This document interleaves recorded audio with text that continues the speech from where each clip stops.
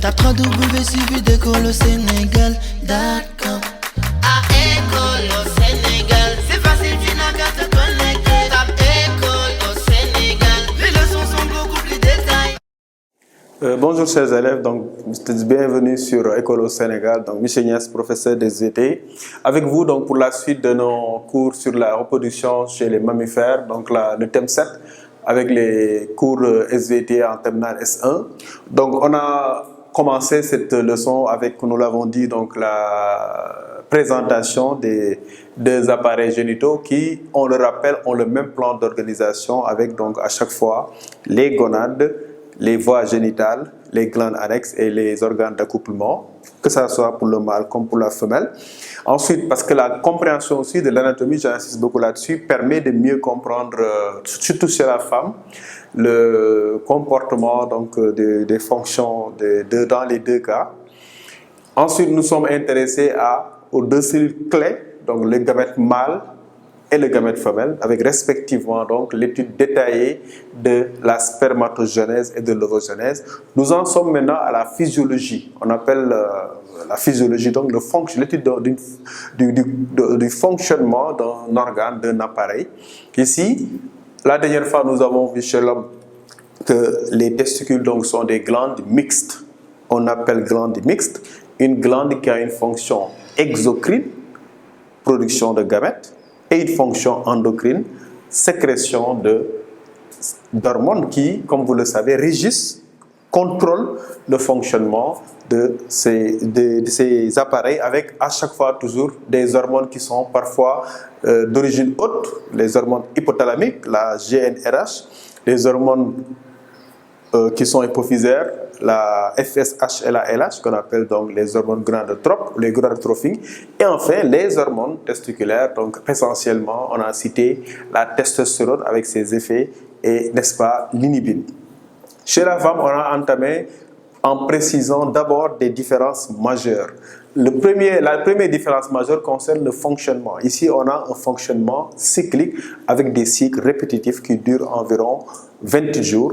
Et dans ces 28 jours, nous avons vu, on a commencé par d'abord ce qu'on appelle, donc, n'est-ce pas, le cycle ovarien. Et le cycle ovarien démarre, comme nous le savons, comprend déjà 3 parties, avec donc ce qu'on appelle la phase pré-ovulatoire, qu'on appelle également phase folliculaire, ensuite l'ovulation qui est la phase ovulatoire, et enfin la phase post-ovulatoire qu'on appelle également phase lutéale ou bien lutéinique.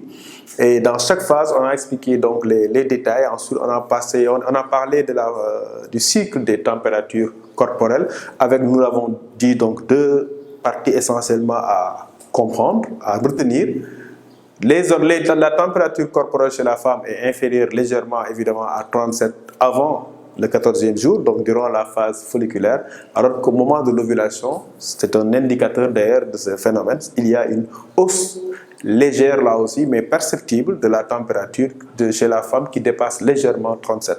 Donc aujourd'hui, nous allons entamer la suite des cycles avant de terminer avec le rôle du système nerveux et étudier donc les méthodes contraceptives à la fin. Mais avant ça, retenez donc qu'à la suite du cycle ovarien, à la suite du cycle des températures corporelles, il y a le cycle vaginal et le cycle des hormones ovariennes qu'on va entamer tout de suite.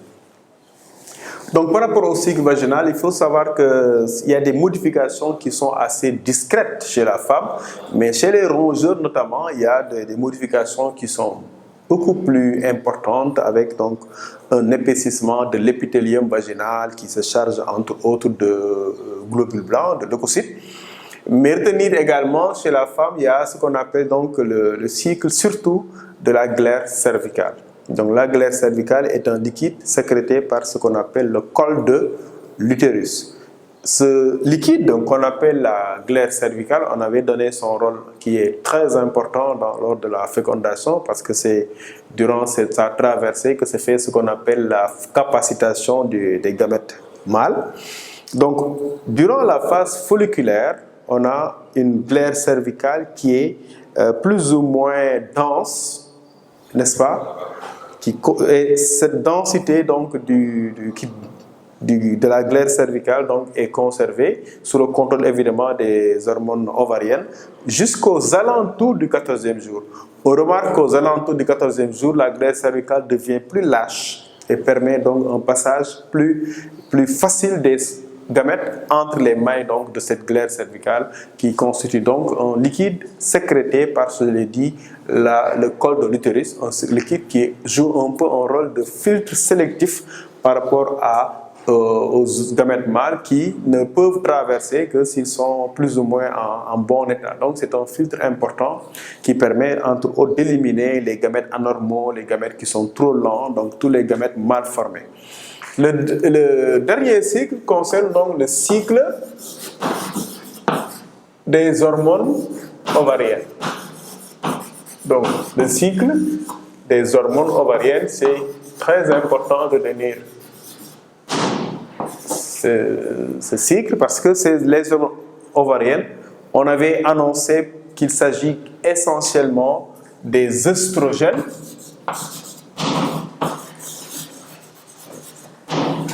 La plus connue étant, n'est-ce pas, l'œstrogène et la progestérone. Donc ici, la plus connue, j'ai dit, c'est l'œstradiol. Et là, vous avez les progestagènes, dont la plus connue, c'est la progestérone.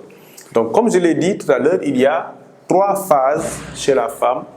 C'est au cours de ces phases. Donc, la première, c'est la phase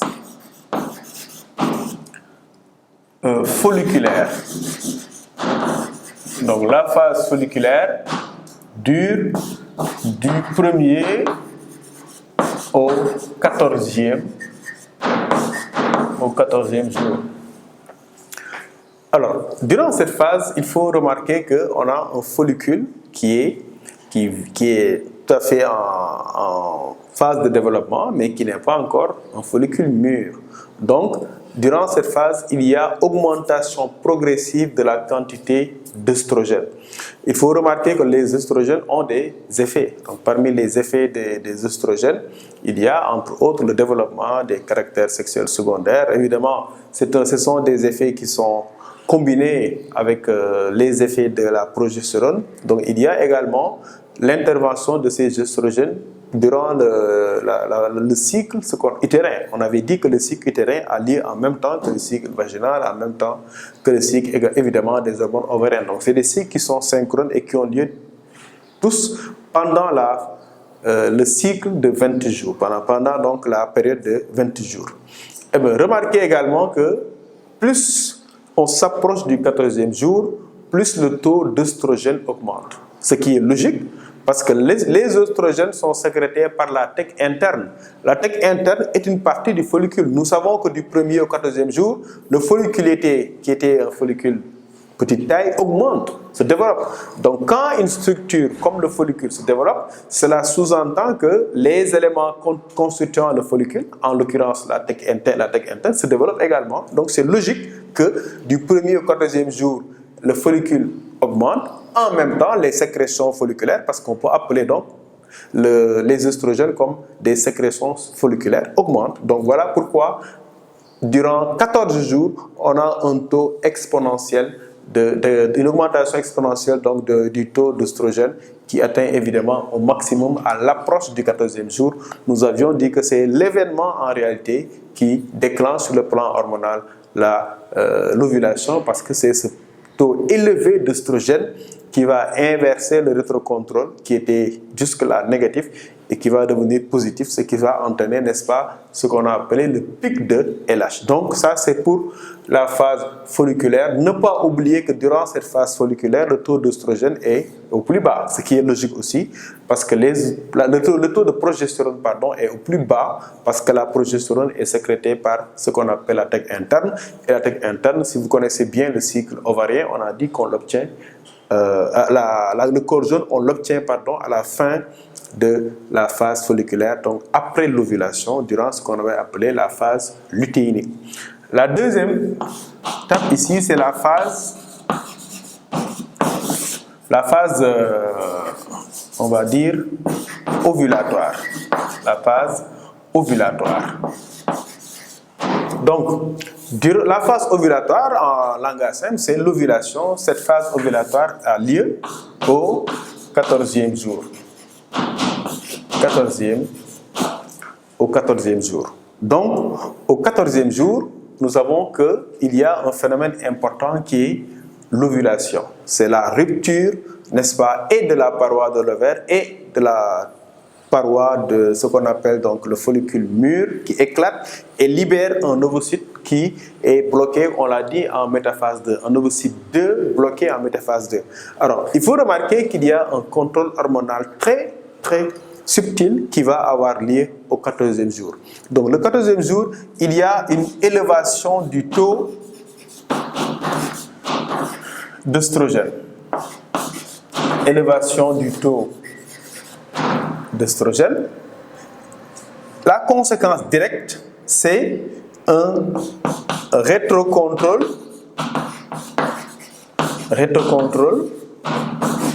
positif. Donc, élévation du taux d'œstrogène, et je vais expliquer pourquoi, puisque c'est la tête interne qui est maintenant à son niveau maximal de développement avec le follicule qui est devenu mûr. Ensuite, deuxième événement, le rétrocontrôle qui était négatif jusque-là sur le complexe hypothalamo-hypophysaire s'inverse et devient positif. La conséquence, c'est une sécrétion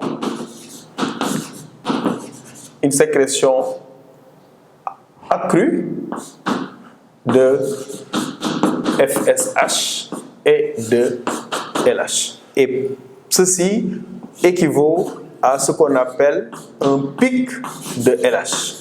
Et comme vous le savez, c'est le pic de LH qui entraîne l'ovulation. Donc c'est vraiment important pour l'élève de voir cette chronologie-là, ovulation. Pendant la phase folliculaire, on a un taux, c'est vrai, d'œstrogène qui augmente régulièrement. Et je viens de dire donc à la phase ovulatoire, donc à l'ovulation qui a lieu, comme nous le savons, au milieu de cycle, au 14e jour, il y a un enchaînement chronologique de ces différents phénomènes, avec d'abord un taux d'œstrogène qui atteint son niveau maximal. On peut même parler de pic, même si le terme est consacré à la LH. Ensuite, il y a ce taux élevé d'œstrogène suite à l'augmentation de sa sécrétion inverse le rétrocontrôle qui est négatif avec un taux d'œstrogène assez faible, mais dès que le taux d'œstrogène est assez élevé, le rétrocontrôle devient positif. Mais le rétrocontrôle, il est positif sur le complexe hypothalamo-hypophysaire qui sécrète les deux gonadotrophies qu'on appelle la FSH, hormone folliculostimulante, et la LH, hormone lutéinique. Donc le résultat, ce sera une augmentation, je l'ai dit ici, de la sécrétion des FSH, mais surtout de LH. Cette augmentation de LH est appelée pic de LH, et le pic de LH déclenche l'ovulation. Donc il est important pour les élèves de pouvoir justifier. On a vu d'ailleurs dans les sujets de bac en maîtrise carrément en S2, une question qui demandait le contrôle hormonal qui déclenche l'ovulation, ensuite de schématiser. Donc c'est très important pour les élèves de maîtriser, on va y revenir vers la fin, le rôle du complexe hypothalamo-hypophysaire, puisque c'est le pic de LH qui va déclencher l'ovulation. www.suividecolosénégal.com